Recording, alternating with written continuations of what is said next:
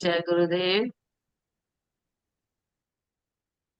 जय आप सब गुरुदेव। जय गुरुदेव। जय गुरुदेव। आप सबका इस सत्संग में जय हार्दिक स्वागत है। गुरुदेव। जय जय गुरुदेव। गुरुदेव जी। जय चरण नमन। गुरुदेव।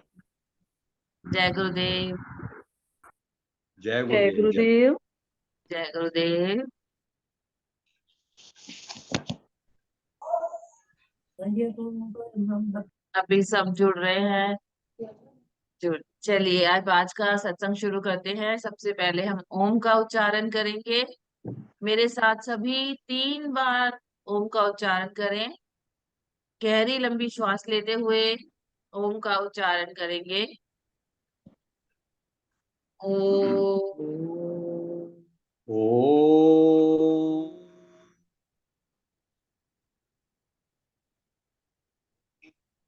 ओम। ओ।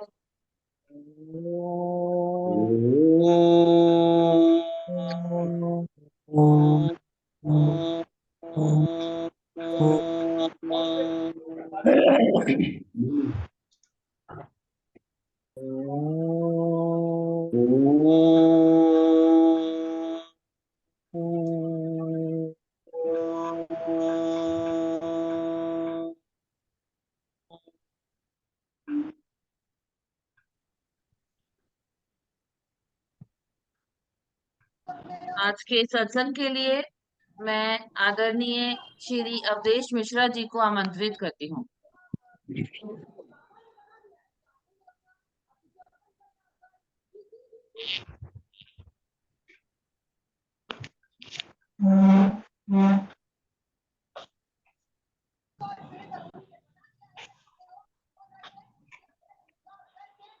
आदरणीय अवधेश मिश्रा जी।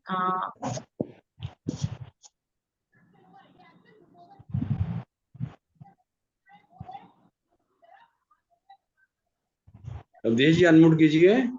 उनका आई थिंक नेटवर्क का थोड़ा सा। ठीक है। प्रारंभ करें। आदर हाँ जी, आप प्लीज आराम करिए। जय गुरुदेव। जय गुरुदेव। सत्य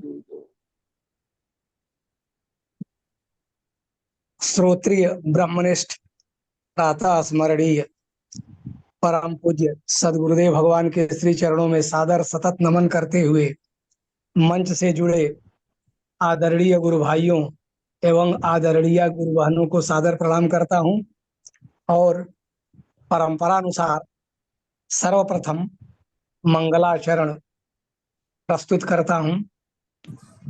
सच्चिदानंद रूपाय विश्वोत्पत्त्यादि हेतवे तापत्रय विनाशाय श्रीकृष्णाय वयम् ब्रह्मानंदं परम सुखदं केवलं ज्ञानमूर्तिम् द्वन्द्वातीतं गगनसदृशं तत्त्वमस्यादिलक्ष्यम् एकं नित्यं मलमचलं सर्वधी साक्षिभूतं भावातीतं त्रिगुणरहितं सद्गुरुं तन्नमामि।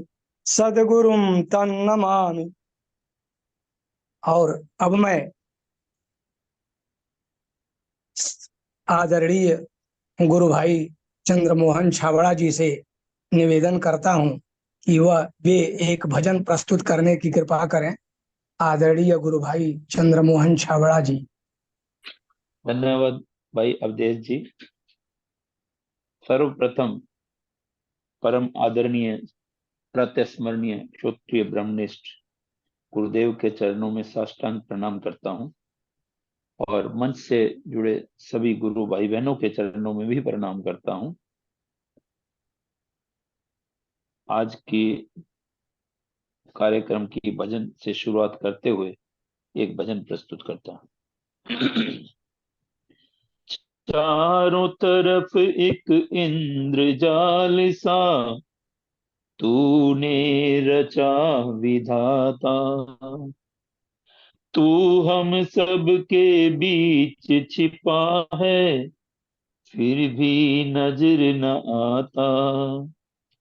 पत्ता पत्ता लता लता पूछ रहे सब तेरा पता, कहाँ छिपा है ये तो बता। सामने आ जा अब न सता, एक बार तो दर्श दिखा जा। आ,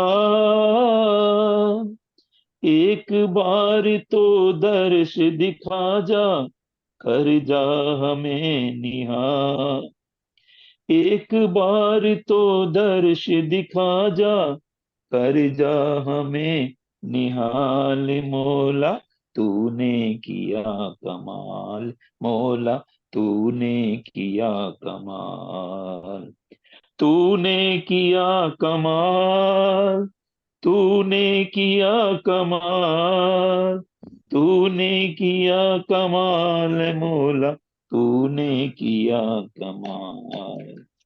ऊपर गगन विशाल, ऊपर गगन विशाल, नीचे गहरा पाताल, बीच में धरती वह मेरे मौला, तूने किया कमाल। तूने किया कमाल, तूने किया कमाल, तूने किया कमाल मौला, तूने किया कमाल। एक फूंक में रच दिया तूने, एक फूंक में रच दिया तूने, सूरज अगन का गोला, सूरज अगन का गोला। एक फूंक में रचा चंद्रमा, लाखों सितारों का टोला, लाखों सितारों का टोला। यह पानी आग और शोला, यह पानी आग और शोला। ये बादल का उड़न खटोला, ये बादल का उड़न खटोला। जिसे देख मेरा मन डोला, जिसे देख मेरा मन डोला। सोच सोच मन करे अचंभा, सोच सोच मन करे अचंभा। नजर न आता एक भी खंबा, नजर न आता एक भी खंबा। फिर भी ये आकाश खड़ा है, फिर भी ये आकाश खड़ा है। हुए करोड़ों साल मौला, तूने किया कमाल। तूने किया कमाल, तूने किया कमाल, तूने किया कमाल मौला, तूने किया कमाल। रच दिया तूने अद्भुत प्राणी, जिसका नाम इंसान। रच दिया तूने अद्भुत प्राणी, जिसका नाम इंसान। जिसकी नन्ही जान के भीतर भरा हुआ तूफान, जिसकी नन्ही जान के भीतर भरा हुआ तूफान। इस जग में इंसान के दिल को, ओ इस जग में इंसान के दिल को कौन सका पहचान, कौन सका पहचान। इसमें ही शैतान छिपा है, इसमें ही भगवान। इसमें ही शैतान छिपा है, इसमें ही भगवान। बड़े अजब का ये खिलौना, बड़े अजब का ये खिलौना। तूने किया कमाल, तूने किया कमाल, तूने किया कमाल, तूने किया कमाल मौला, तूने किया कमाल। ऊपर गगन विशाल, नीचे गहरा पाताल, बीच में धरती वहां मेरे मौला, तूने किया कमाल। तूने किया कमाल, तूने किया कमाल, तूने किया कमाल मौला, तूने किया कमाल, तूने किया कमाल मौला, तूने किया कमाल। बोली श्री सतगुरुदेव भगवान की जय। जय गुरु। आदरणीय गुरु भाई जी द्वारा बड़ा ही सुंदर भजन प्रस्तुत किया गया। विधाता की विचित्र रचना, जिसने ऐसा इंद्रजाल रच दिया कि देखने वाला, सुनने वाला, समझने वाला आश्चर्यचकित है। कहीं जिसका ओर छोर नहीं है। लताएं और लताएं और पत्ते भी पूछ रहे हैं कि कहाँ छिपे हो, अपनी एक झलक तो दिखलाओ, एक बार भी दर्शन देकर हमें निहाल कर दो। तुम तो विचित्र हो, एक फूंक में चंद्रमा, सूर्य और आग आदि की रचनाएं कर डाली। बिना खंभे के इतने बड़े आकाश के वितान को खड़ा कर दिए हो, जो किस पर टिका है। ये पृथ्वी, तल, अतल, सुतल, नितल, वितल, ये सब तुमने बना के रख दिए हैं। ये उसमें अद्भुत प्राणी इंसान की रचना तुमने की। ये तुम्हारी रचना विचित्र है। ये अपनी झलक तो दिखाओ, अपने दर्शन तो दो। यह निवेदन आज के प्रार्थना में हमारे वरिष्ठ गुरु भाई जी द्वारा रहा है, और इसके साथ ही मैं इन्हें बहुत बहुत धन्यवाद देता हूँ। ये अस्वस्थता की स्थिति में भी भजन आदि प्रस्तुत करते रहे। आज देख के बड़ी प्रसन्नता हो रही है। अब पूर्ण स्वस्थ हैं, आगे भी अब कार्यक्रम में पूर्ण रूप से अपनी भागीदारी निभाएंगे। इसके साथ ही मैं परम पूज्य सद्गुरुदेव भगवान की दिव्य अमृतमयी वाणी श्रवण कराने के लिए अपनी आदरणीय बहन श्री अंबिका यादव जी से निवेदन करता हूं कि वे आज सद्गुरुदेव भगवान की दिव्य अमृतमयी वाणी श्रवण कराने की कृपा करें। जय गुरुदेव। आप सभी को जय शत शत नमन। आज हम गुरुदेव की अमृतमयी वाणी से नागपुर प्रवचन 10 भाग 2 को सुनेंगे। 4 गंवाने का दुख नहीं, लाखों के बचाने का आनंद है। यह है सोचने का नजरिया। इसलिए आपसे हमारा, तुम क्या ये बच्चे बचाओगे, वैसे ही मर जाएंगे। देखो, तुम्हारी लापरवाही से बच्चा मरा बुरी बात है।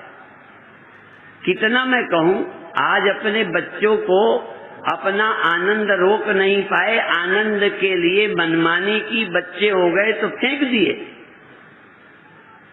कितनी बुरी बात है। कोई कुत्ता, जानवर, गधा अपने बच्चे को नहीं फेंकता।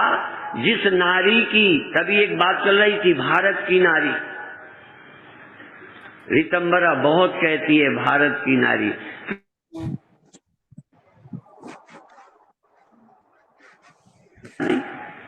भारत की नारी बच्चे को फेंक सकती है। तुम और कुछ हो, संभ्रांत हो, बड़ी हो, धनी हो, एडवांस हो, पढ़ी लिखी हो, बड़ी बड़ी पदों में हो, मिनिस्टर हो, कोई भी हो सकती हो तुम, पर भारत की नारी नहीं हो यदि अपने बच्चे को फेंक देती हो। कुपुत्रो जाए तो क्वचिदपि कुमाता न भवति। कहते थे कि पुत्र कुपुत्र हो जाता है। आज भी कुपुत्र बहुत है, कुमाता अभी भी ना के बराबर है। फिर बता दूं, तुम्हारी निंदा ही नहीं, मैं महिमा भी गा रहा हूं। कुपुत्र लाखों हैं, जो बूढ़ी माता तरस रही है आश्रय को और अपने गुलछर्रे उड़ा रहे। 30,000 50,000 महीना ले रहे हैं।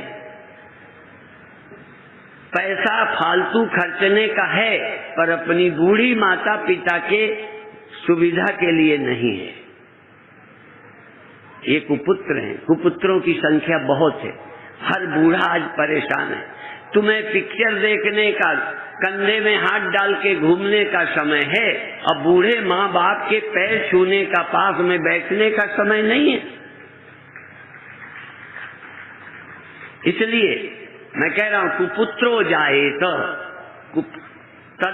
क्वचिदपि कुमाता न भवति। पर कुमाता नहीं होती थी।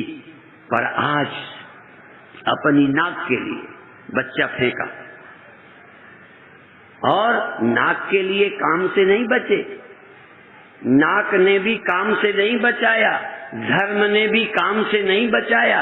आज की कल्चर ने तुम्हें मनमानी करने की छूट दी और बाद में बेइज्जती के डर से उसे फेंक दिया। इसलिए कहना चाहता हूं, जिस दिन हम भक्ति के सुख में, अब भक्ति का मुझे शब्द नहीं आते कैसे कहूं, पूजा करके, आरती उतार के, दंडवत करके, पैर छू करके, आंख बंद करके, भगवान की याद करके जिसको सुख आता है उसको पाप करने की जरूरत नहीं रह जाती, क्योंकि सारे पापों का जन्म एक भी, मैं कभी कभी एक आध लाइन लिखता हूं, ऐसा एक भी पाप का नाम लो जो सुख पाने की, बड़े होने की लालसा के बिना हुआ हो। एक भी पाप का नाम ले लो। सुख पाने की लालसा में पाप होते हैं, बड़े कहलाने के लिए, पदों में जाने के लिए देश को नुकसान पहुंचाया जाता है। सभी पापों का जन्म सुख और बड़े होने की इच्छा से जन्मता है। जिसे बड़े होने की ललक नहीं रह गई, जिसे सुख की अंदर कमी नहीं रही, वो कैसे पापी हो सकता है। इसलिए भक्ति पापों का नाश करती है, भक्ति से पापों का नाश होता है। आत्मतृप्तस्य मानवा, जो आत्मा में तृप्त है, तस्य कार्यम न विद्यते, जो आत्मा राम है उसे कर्म की तक जरूरत नहीं रहती। आज अभी यज्ञ के बाद जब मैं किसी के घर गया तो गीता देख रहा था। गीता डायरी है, गीता दैनिक, कभी कभी साथ रखता हूं। देखो, कभी कुछ मन हो जाता है तो एक श्लोक देख लेता हूं। भगवान कृष्ण लगातार कर्म योग के प्रकरण में अर्जुन के प्रश्नों का उत्तर दे रहे हैं। तो जो आत्मन्येव च संतुष्टः तस्य कार्यम न विद्यते, उसको कोई काम बाकी नहीं रहा। तो अपना काम बाकी नहीं रहा। मान लो तुम्हें प्यास नहीं लगी, ईमानदारी से, तुम्हारे घर में बैठा हूं, तुम्हें भूख नहीं है, तुम्हें प्यास नहीं है, तो तुम मुझे भी पानी को नहीं पूछोगे। ये इसका मतलब कि बिना प्यास के पानी की जरूरत नहीं है। भले तुम्हें प्यास नहीं है तो तुम्हारे घर वालों को प्यास है, उनको पानी दो। कर्म की जरूरत उसे नहीं है जो पूर्णता को प्राप्त हो गया है। पर तमाम दीन दुखी हैं जिनको मेरे कर्म की जरूरत है। इसलिए भगवान कर्म ही नहीं करते, उन्हें जन्म लेना पड़ता है तो जन्म ले लेते हैं हमारे लिए। समझ में आता है? तुम तो शादी भी अपने मतलब से करते हो। यदि कोई गरीब लड़की है और वो कहीं भग जाएगी, इज्जत जाएगी, और तुम्हारी शादी करने से इज्जत बचती हो, तब भी तुम नखरे करोगे। क्या दूसरे के लिए तुमने आज तक शादी की? मैं तो कहता हूं तुम शादी भी यदि किसी लड़की को सुखी करने के लिए अपनी सुंदरता, अपना पैसा देख के नहीं की, तो तुम मेरी दृष्टि से बधाई के पात्र हो। यदि तुमने इसी तरह कोई काम, हॉस्पिटल खोल दिया है, तुमको सिर्फ बड़ा कहलाने की भूख नहीं है, सेवा की भावना है, करुणा है। तुम बीमार को नहीं देख सकते, तुम दुखी नहीं देख सकते, तुम अशिक्षित नहीं देख सकते, इसलिए काम किए। मैंने नाम के लिए नहीं, यहां मैंने का अर्थ मैं अपने लिए नहीं बोला, सबके लिए। हमने या हमने हॉस्पिटल अपने नाम के लिए नहीं खोला, हमने स्कूल अपने नाम के लिए नहीं खोला। प्रभु ने योग्यता दी है तो उनके भले के लिए, करुणा से। इसीलिए करुणा और वासना, हम सबका जन्म वासना के कारण हुआ है, संतों का जन्म करुणा के कारण हुआ है। इसीलिए पंजाबी में इन संतों के यहाँ सुनता हूँ, ऐसी लाइनें हैं कि जन्म मरण तो मैं नाही, जन परोपकारी आए। वो जन्मते नहीं, मरते नहीं, वो जन्मना मरना नहीं है, वो तो दूसरों के भले के लिए आ गए हैं, करुणा से आ गए। भगवान जब आते हैं करुणा से आते हैं, हम जब आते हैं भोग वासनाएं हमें घसीट लाती हैं। शिव जी, हाँ, शिव जी की शादी हो गई, वो करना नहीं चाहते, और नारद जी का मन जरा गड़बड़ा गया तो होने नहीं दी। हाँ, नारद जी का यद्यपि वो भले के लिए है, पर फिर भी थोड़ा हिस्सा तो है। वो माला पहनने को दौड़े दौड़े फिरते, भगवान ने सफल नहीं होने दिया। जिनकी इच्छा जग गई उन्हें होने नहीं दी, और जिन्होंने काम जला दिया उनकी शादी। देखो, यही चीज है। जिन्होंने काम नहीं है, जिनकी कामना नहीं है, उन्हें राजा बना दिया जाए, और जिन्हें राजा बनने की तड़प है उनको तो थोड़े दिन के लिए वनवास दे देना चाहिए। ये भूखे लोग हैं। आप अपने मन को टटोलिए। इसलिए मैं ये कहना चाहता हूँ, भगवान की भक्ति तुम्हें राजा बना देगी, आत्मा का ज्ञान तुमको शहंशाह बना देगा। कभी कभी कहता हूं मैं, एक दिन भी जी मगर तू ताज बनकर जी, अटल गुणगान बनकर जी, अमर विश्वास बनकर जी। तू मत गुलाम बन, तू मत भिखारी बन, स्वयं भगवान बनकर जी। भगवान होके जियो, दीनहीन क्यों? अमर होके जियो। देह यंत्र है, मिला है, काम करेंगे। ये बचाने के लिए थोड़ी मिला है, ये जोड़ जोड़ कर रुपया गिनने के लिए थोड़ा मिला है कि गिनते रहो। नहीं गिनो, तुम दिन भर अपना मुंह देखते रहोगे। हाँ, मुखड़ा क्या देखे दर्पण में, दया धर्म नहीं मन में। इसलिए कहा, मुख की शोभा पान से नहीं होती, शरीर की शोभा कुछ लगाने से, गहने पहनने से नहीं होती। शोभा कोई और चीज है। थोड़ा शर्म लगती है, नहीं कहता। मुझे तो लोग गेट से नहीं घुसने देते, अब तो थोड़ा फोटो वोटो आ गए पर्चो अर्चो में, नहीं तो लोग भिखारी समझ, चलो बाबा, ऐसे कह देते। अब मैं बड़ा आनंद, इसका भी बहुत आनंद लिया मैं, अपमान का भी एक आनंद। जब अंदर से कोई कॉम्प्लेक्स नहीं रहती, ग्रंथि नहीं रहती, तो अपमान का भी आनंद होता है। झिड़की का एक सुख होता है, अभी आप नहीं जानते। इसीलिए जो बहुत पूर्ण होते हैं उन्हें मान अपमान की परवाह, वही ज्यादा देखते हैं। कोई माला आया कि नहीं, कोई पैर छूता है कि नहीं, कोई क्या मुझे कहता है, हाथ जोड़ा कि नहीं, बस यही दिन भर देखते रहोगे। भगवान को कब याद करोगे?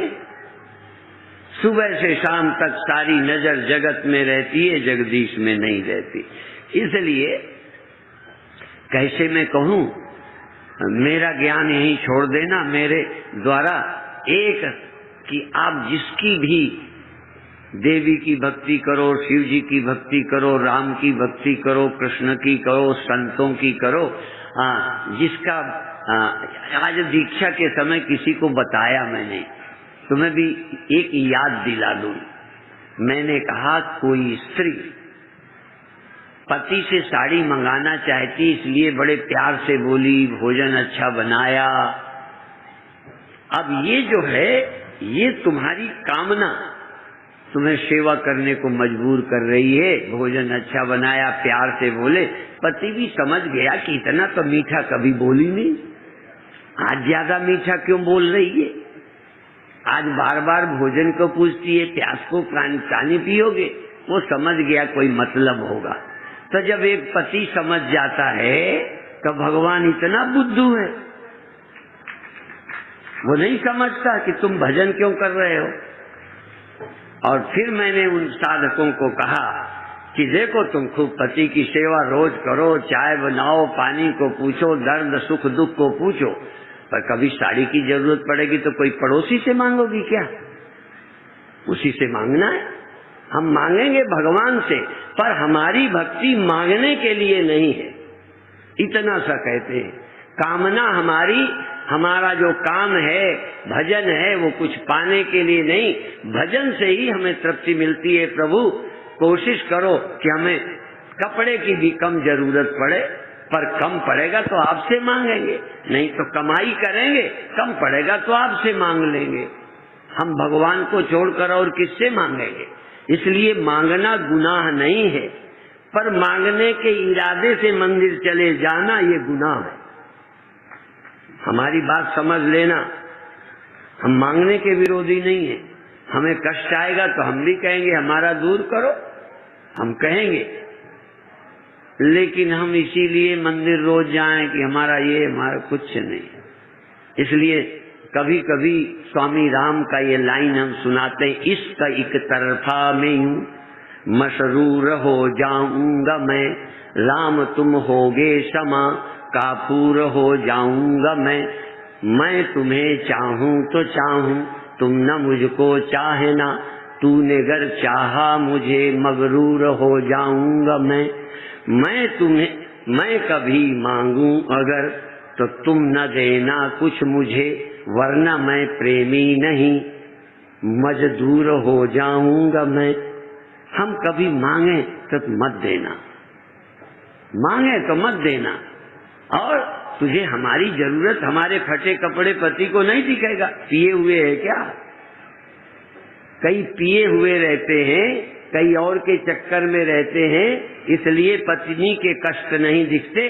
सच्चा पति होगा तो पत्नी को कहना पड़ेगा।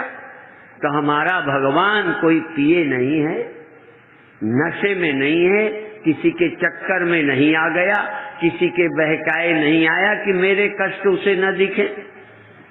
रामकृष्ण परमहंस को कैंसर था, लोगों ने कहा कि आप माँ से कहो, माँ के भक्त थे, माँ से कहो। कहते नहीं, माँ को सब पता है, जो उचित होगा वो करेंगी, ये उनका काम है, मेरा काम नहीं है। हम क्या ये मानते हैं उनको पता नहीं? इसलिए हमारा भला जिसमें समझते हैं करते हैं। इसलिए आपसे आज आखिरी दिन ये कहता हूँ, सारा ज्ञान मैंने सुनाई दिया है, जो कसर होगी फिर कभी देख लेंगे, उधार रह जाएगा, ठीक है। लेकिन मेरे ज्ञान के समझने की पात्र बनने के लिए आपको किसी इष्ट देवी देवता की भक्ति में मन लगना चाहिए, किसी मंदिर में बैठकर मस्तक टेकने का आनंद मिलना चाहिए, एकांत में बैठे याद करके प्रभु की आरती का। और आकार नहीं है तो निराकार सगुण परमात्मा, उसकी इतनी बड़ी सृष्टि, उसकी कुछ महिमा गा के बोल के आनंद का अनुभव किया करो। आनंद के मोहताज नहीं हो। फिर बता दूं, देखो रोटी का भिखारी साधु रहा है, अब रिवाज बदल गया, 90% साधु मांग के खाते थे। मांग के खाने वाले साधु को हम भिखारी कंगला नहीं मानते थे। ध्यान रखो, मांग के खाने वाला भिखारी नहीं, कपड़ा पुराने पहने वाला गरीब और दरिद्र नहीं, किसी और से आश्रय लेने वाला गरीब नहीं, पर जो सुख के लिए किसी से, मान के लिए किसी की तरफ ताकता है अंदर से, जो वो दरिद्र है। और मैं समझता हूँ बड़े से बड़े लोग अभी सुख की आशा और से कर रहे हैं। मैं सुख की आशा तुमसे, शांति की आशा तुमसे, तुम पर मेरी शांति निर्भर है। मैं क्या हूँ ये तुम कहोगे, मैं अच्छा महात्मा हूँ या बुरा, तुम्हारे प्रमाण पत्र चाहिए। मुझे अपना पता नहीं है कि मैं कैसा महात्मा हूँ। तो जो दूसरे से प्रमाण पत्र इकट्ठा करता है, एक महात्मा जहाज में चढ़े 10 वर्ष तक टिकट रखे रहे कि मैं जहाज में चला था, आज तो कुली जहाज में चलता है। ये आदमी कितना भिखारी है बड़प्पन दिखाने का। तो मैं इसलिए कहता हूँ, जो दूसरे से बड़प्पन मांग रहा, दूसरे से प्यार मांग रहा, दूसरे से सुख मांग रहा, तो तू दरिद्र नहीं है। रोटी मांग के खानी पड़े तो मैं तुम्हें गरीब नहीं कहूंगा। यदि तुम किसी से प्यार और सुख मांगते फिर रहे हो तो तुम दरिद्र हो। उस दरिद्रता का उपाय न नेता के पास है न साइंटिस्ट के पास है। उसका उपाय यदि है तो किसी महान संतों के पास है, यदि भीतर की दरिद्रता मिट जाए। इसीलिए कहते भी हैं वो कौन सा, नहीं दरिद्र सम दुख जग माही, गरीबी से बड़ा कोई दुख नहीं है। और गरीबी भीतर की, ध्यान रखना। यदि कपड़े से गरीब होते तो शमशान के कपड़े धो के साधु पहन लेते थे और मस्त रहते थे। शंकर भगवान तो वैसे ही देख लो कहाँ रहते हैं, कपड़े नहीं है और शंकर भगवान को हम मानते हैं। तुम भी जिस दिन अंदर के दरिद्र नहीं रहोगे, अंदर के शिव हो जाओगे और मान अपमान के जहर भी शिव की तरह जब सब हजम कर लोगे तब तुम शिव की तरह पूज्य हो जाओगे। ये सब बाहरी चीजों की पूजा कितनी है, आज पूजा है कल कोई पूछता ही नहीं है। शंकर भगवान आज भी माने जा रहे हैं। इसलिए मैं कह रहा हूं, नहीं दरिद्र सम दुख जग माही, दरिद्र के समान दुख नहीं है। वो कौन सी दरिद्रता है, वही दिमागी। और संत मिलन सम सुख कछु नहीं, संत के मिलने के समान सुख नहीं।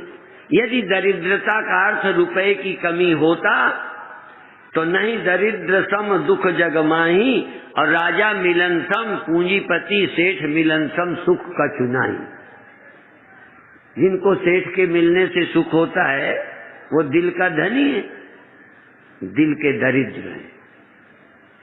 संत तो मांग के खा लेता है, दिल का अमीर है। एक दिन मैंने कहा था वो अमीर, अमीर क्या, वो अमीर, अमीर क्या, कितना अमीर हो, वो राजा क्या, राजा जो अंदर से कंगाल है। वो अमीर, अमीर क्या, जिसका दिल फकीर न हो। और वो फकीर चाहे कोई हो, वो फकीर, फकीर क्या, जो जिसका दिल अमीर न हो। जिसका दिल अमीर नहीं है, अंदर से ताक रहा है, वो दिल का दरिद्र है, वो फकीर नहीं है। इसलिए आपसे भी निवेदन है, ये बाहर क्या चीज है, तुम अपने किसी की अपेक्षा, कोई मुझे प्यार दे मान दे। कई बूढ़ी माताएं, अरे मैं नहीं चाहता कि बहुएं प्यार ना दें, पर बहुएं प्यार ना दें जाए क्या करेगी, चैन में रहे। बहू मुस्करा के बोले तब तुझे चैन मिलेगी, बल्कि बहू प्यार नहीं करती तो इसी तकलीफ से मुड़ के भगवान की शरण जा। हमारे यहाँ कोड़ी भी भगत बन जाए, अंधा भी भगत बन जाए। कितने अंधे संत मेरे रिकॉर्ड में हैं, 15-20 मान, स्वामी गंगेश्वरानंद, स्वामी शरणानंद, स्वामी विद्यानंद, जिनके नेत्र नहीं थे और कितने बड़े महान लोग पूजते फिर रहे थे, उनसे ज्ञान ले रहे। अर्थात बाहर की कमी क्या कमी है, यदि अंदर से हम ठीक हैं तो बाहर धन नहीं तो क्या, हमारे नेत्र नहीं तो क्या, कई चीजों की कमी से भी संत दुखी नहीं हुए। और हमारे पास सब कुछ है, जवान अभी हैं, आंखें अभी हैं, पढ़े अभी हैं, 40, 50, 60 हजार महीना मिलता है, पर दिल करता है आत्महत्या कर ले। वो तुम्हें ना मिलते होंगे ऐसे जवान, क्योंकि सब लोग सबको नहीं कहते, हम लोगों को सब कह जाते हैं। वो नहीं जानते कि हम भाट हैं, सभा में कह देंगे। सिर्फ नाम नहीं लेते, इतनी उनकी नाक बचा लेते हैं। नहीं, ऐसे बड़े बड़े लोग, उनकी हालत सुनो। सबसे बड़ा नर्क उनके घरों में है जिनके घर में सब कुछ नजर आता है, और स्वर्ग वहां रहता था जहां शंकर भगवान कुछ नहीं। राम की कथा सुनते हैं, सुनाते हैं, राम कथा सुनने में इतनी रुचि है शंकर भगवान को, हनुमान जी को। अब बताओ, हनुमान जी कहाँ के राजा बनना चाहते हैं? हनुमान, अभी सुंदरकांड हुआ ना, काम करते हैं, राम के कष्ट में हनुमान खड़े हो गए। और तुम तो हम इतने परेशान कि राम ही हमारे काम में लग जाए। और दुनिया में इतने दिनों से ईश्वर मनुष्य का काम करता रहा, जब से दुनिया आई पर मनुष्य को खुश नहीं कर पाया भगवान। इसलिए भगवान ने कहा कि मैं तो खुश नहीं कर सकता, तुम लोग जाओ जरा मेरा प्रचार करो, शायद सुखी हो जाए। इसलिए हम भगवान के एजेंट हैं, एजेंट। हाँ, भगवान सब कुछ दे चुका, कुछ बचाया नहीं। सब देने के बाद भी आदमी की खोपड़ी संतुष्ट नहीं हुई। इसलिए कहते, राम ने कहा, राम न सके नाम गुण गाई, कहाँ तक भाखो नाम बढ़ाई। राम कहते, मैं भी वो काम नहीं कर सकता जो मेरा नाम कर सकता है, या जो मैं भी दे करके खुश नहीं कर सकता। संत यदि दे देंगे अपना ज्ञान भक्ति का प्रसाद तो तुम्हारा काम हो जाएगा।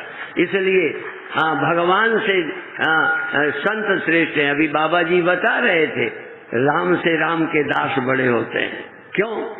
राम तो सब कुछ देता है, पर ये ज्ञान, ये समझ, ये भक्ति, ये सुमिरन, ये मस्ती। मेरे गुरु भाई गीत गाते थे, तब गुरुदेव भी बने थे।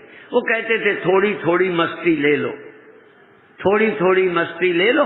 और हमने तो ली सब कुछ देकर, घर छोड़ा, पता ही नहीं था, नहीं तो मस्त हो जाते।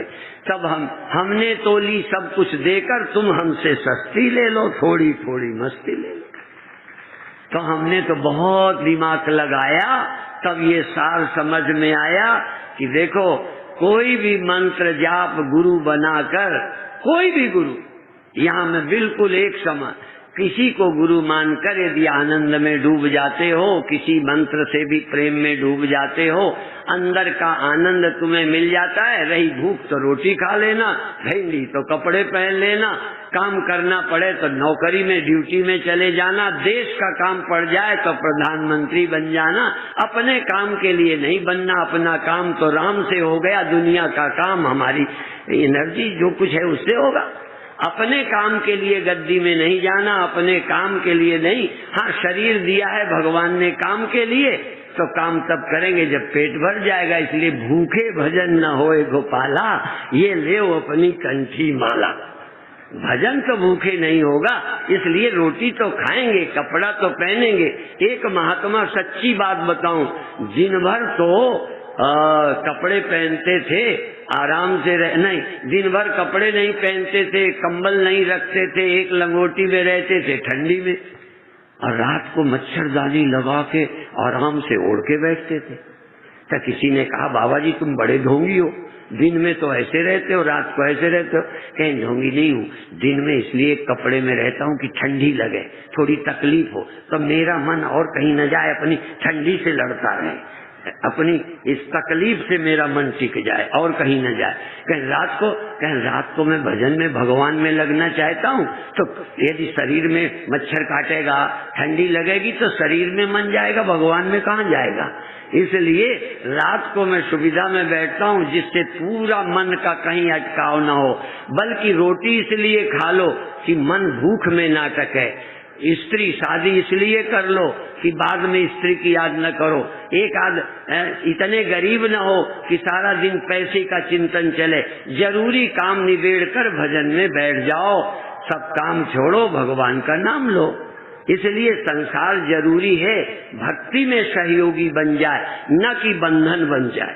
इसलिए संसार का काम निष्काम भावना से, यज्ञ बुद्धि से करो। यज्ञार्थ कर्मणो यत्र लोकोयम कर्म बंधना।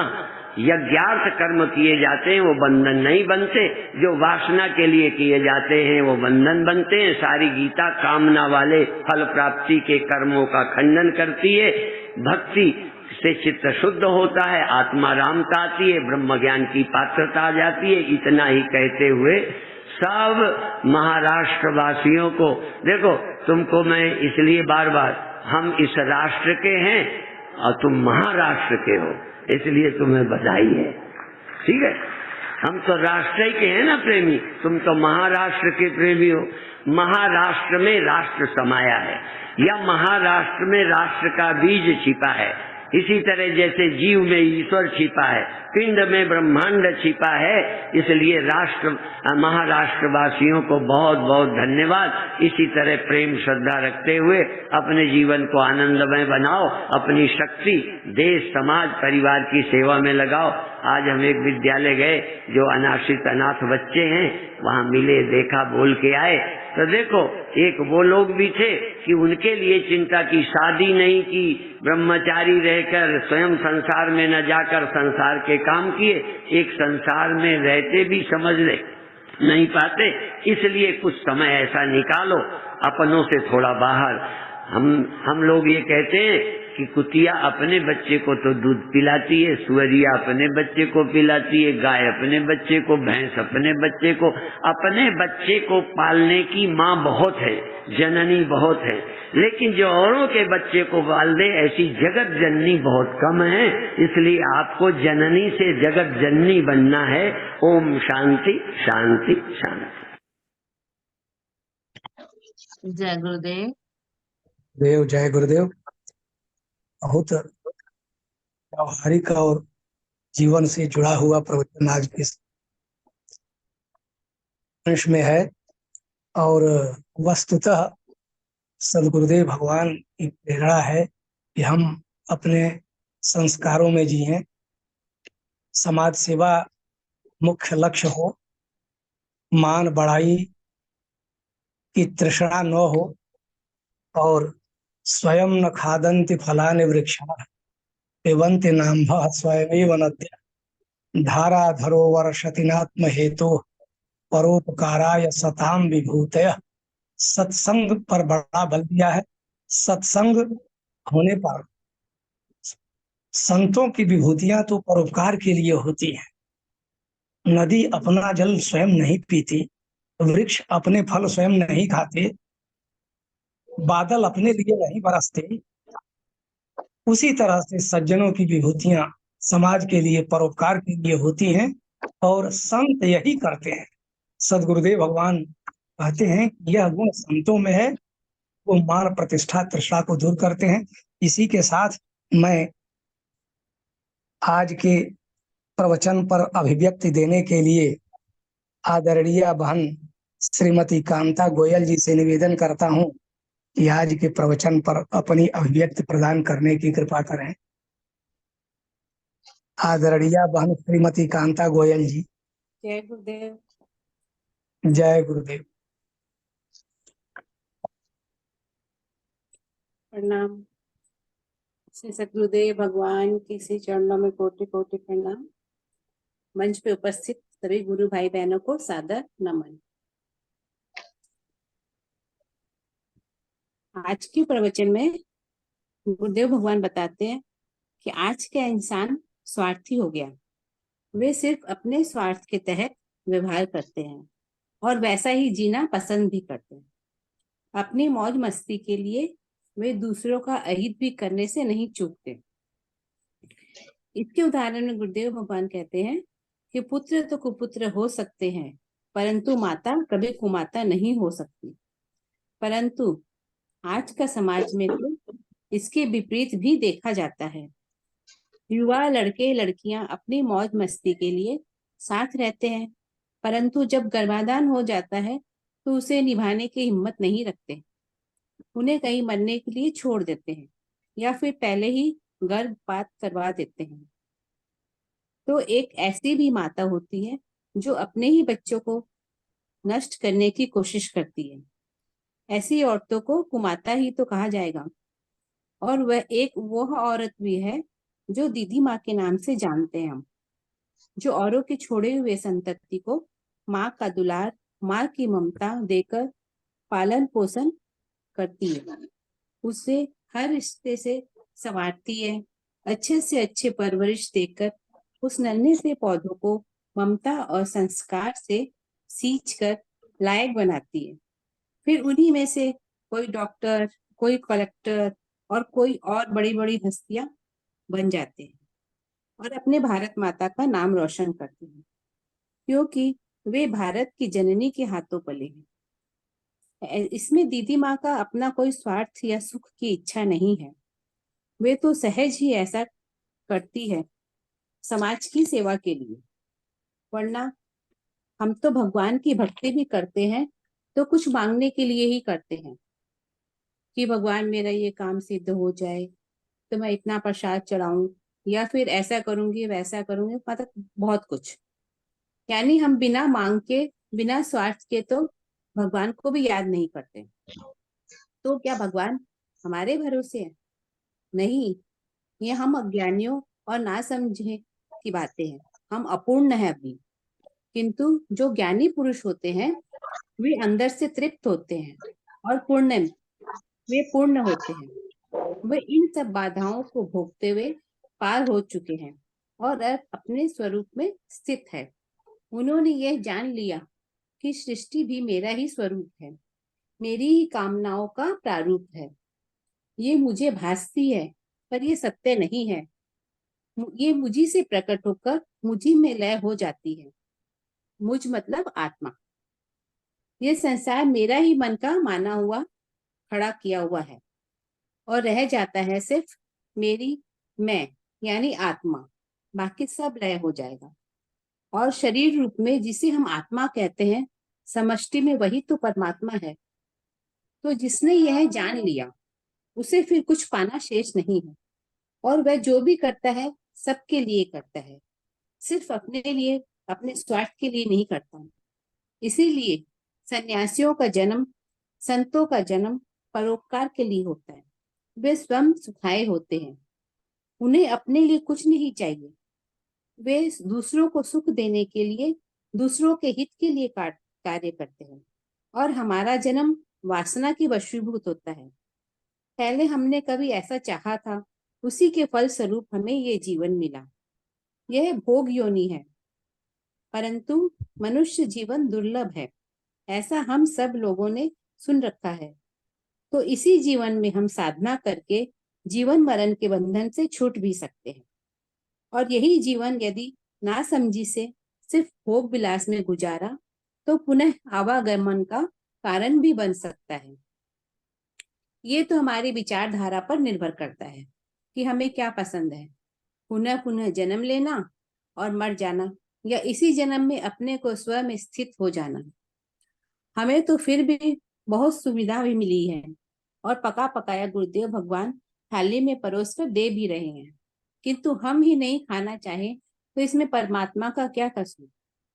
गुरुदेव कहते हैं ना कि गुरुदेव कहते हैं कि परमात्मा संतों को अपना एजेंट बनाकर भेजते हैं, क्योंकि हम भटके हुए लोगों को सही राह दिखाने के लिए।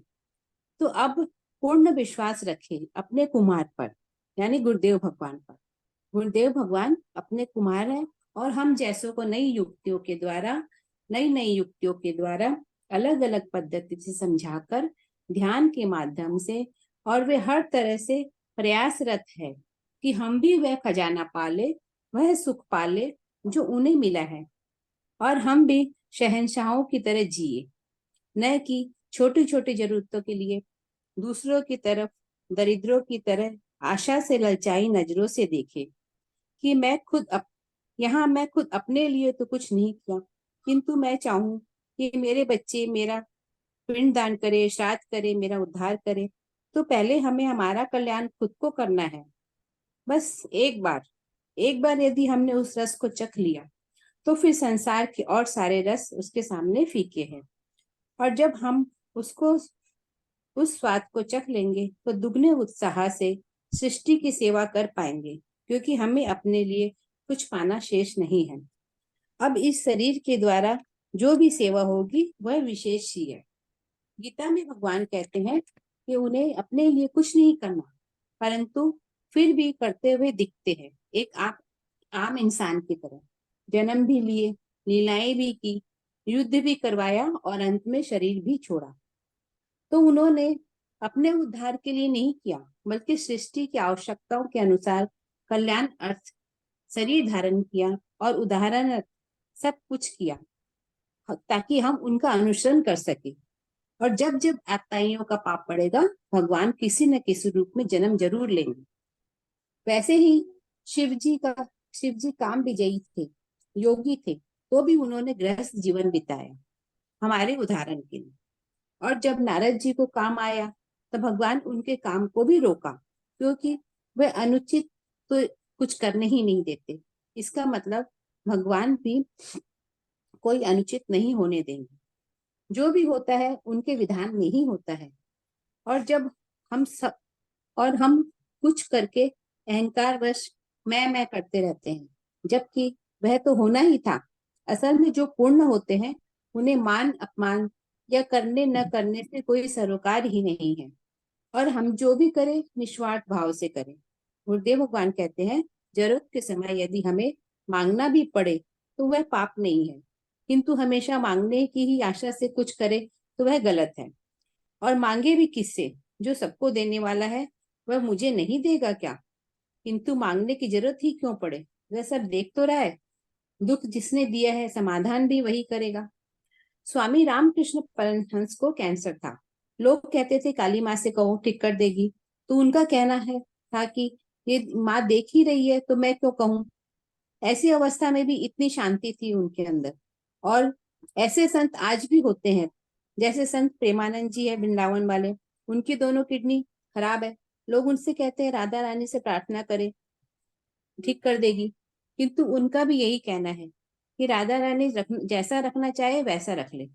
सहन करने की क्षमता भी तो वही देती है। यानी जाहे बीदी राखे राम, ताहे बीदी रखिए, रहिए सहज और सरल, फिर सुंदरता तो अपने आप ही आ जाती है। अंदर की सुंदरता यानी जीवन जीने की कला। इसीलिए गुरुदेव भगवान कहते हैं, वह अमीर अमीर ही क्या जिसका दिल फकीर न हो, मतलब जिसके अंदर अहंकार न हो। और वह फकीर फकीर क्या जिसका दिल अमीर न हो, यानी जिसके पास कुछ न हो के भी शहंशाहों की तरह जिए। वैसे दरिद्र के समान कोई दुख तो नहीं है, पर संत मिलन जैसा सुख भी नहीं है। इसलिए बाहरी आडंबरों से बचकर अंदर के सुख में गोता लगाना चाहिए। बाहर से भले ही लोग हमें तुच्छ समझे, पर कोई बात नहीं, हमें उनके नजरों में नहीं चढ़ना, हमें तो अपने नजरों में समाना है, जिससे हमारा मानव जीवन सार्थक हो जाए और हम शहंशाही से जिए और मरे भी शहंशाहों की तरह। इसीलिए जो भी करे निस्वार्थ भाव से करे। इसी के साथ हम अपनी वाणी को विराम देते हैं। जय गुरुदेव, जय गुरुदेव। थोड़ा लंबा हो गया और मेरे को थोड़ा इतना ही समझ में आया। जय गुरुदेव। काफी सुंदर सुंदर तरीके से आपने बताया है, लंबा नहीं, बिल्कुल ठीक है। जय गुरुदेव। आदरणीय गुरु बहन जी ने बहुत ही सुंदर अभिव्यक्ति दी है, इसके लिए इनको बहुत बहुत धन्यवाद है। और पूरे प्रवचन को इन्होंने अपने में समेटा है, कुछ संबद्ध प्रकरणों के द्वारा उसे और स्पष्ट करने का इन्होंने प्रयास किया है। आज का प्रवचन हमारे व्यवहारिक जीवन से जुड़ा हुआ है। आध्यात्म और व्यवहार दोनों का समन्वय है। हमारा जीवन शांत कैसे हो, हमें जीवन में शांति कैसे मिले, आदि आदि विविध अंशों पर सदगुरुदेव भगवान ने प्रकाश डाला है। मैं यह चाहूंगा कि हमारे आदरणीय वरिष्ठ गुरु भाई श्री हरिगोपाल अरोरा जी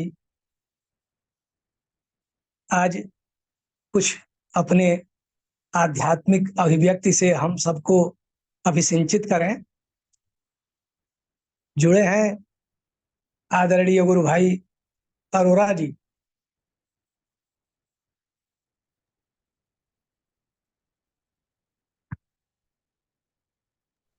हाँ जी, हरगोपाल अरोड़ा जी अभी नहीं है, अच्छा, अभी नहीं है। ठीक है। तो और उसके बाद गुरु भाई सतीश बेरी जी से निवेदन करूंगा जो समापन करें। आज के प्रवचन में मुख्य रूप से देखा जाए तो सर्वप्रथम सदगुरुदेव भगवान ने कहा है कि हमारी संस्कृति और संस्कार आज प्रभावित हो रहे हैं। हमारी संस्कृति में माता पिता का बड़ा आदर होता था। मातृदेवो भव पितृदेवो भव, ये उपदेश उपनिषद के हैं, वेद वाक्य है।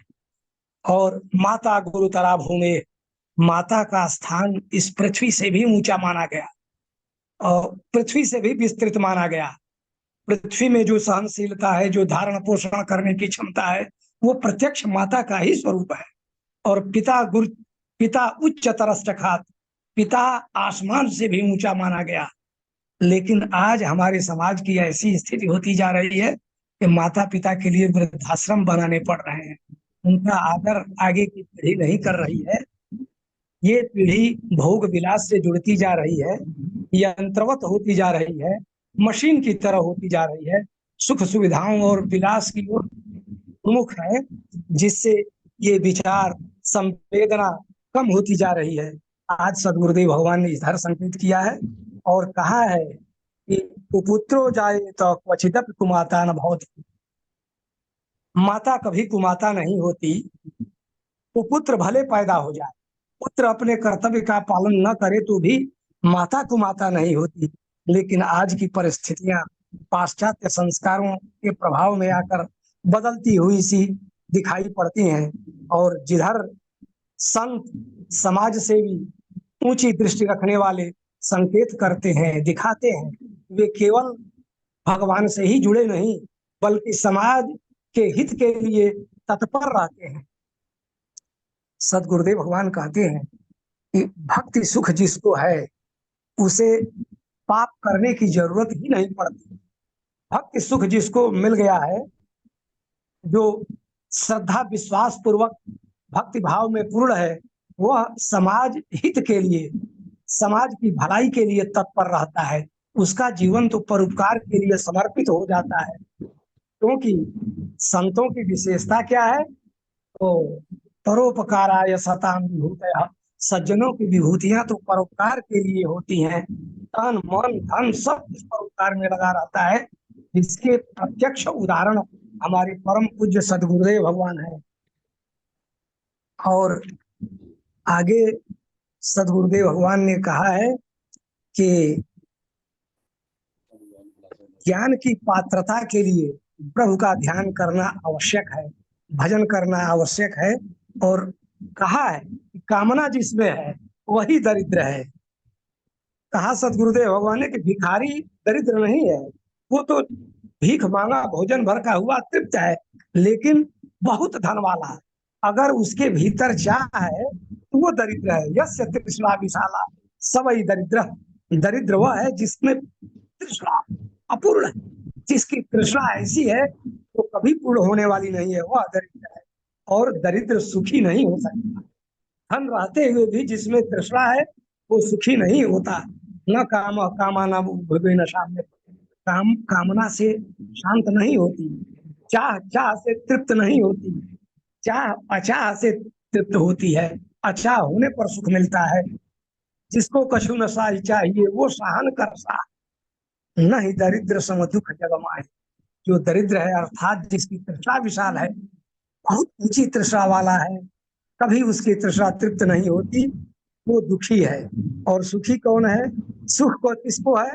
संत मिलन सम सुख पौना ही। जीवन में संत मिल जाए जिसको, वही सुखी है।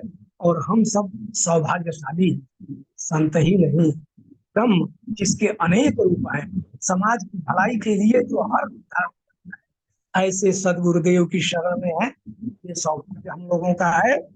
और कहते हैं कि संत महात्म क्या कहा जाए कि कहाँ कहाँ तक कहूं राम बड़ाई, राम न सकहि नाम गुण गाई।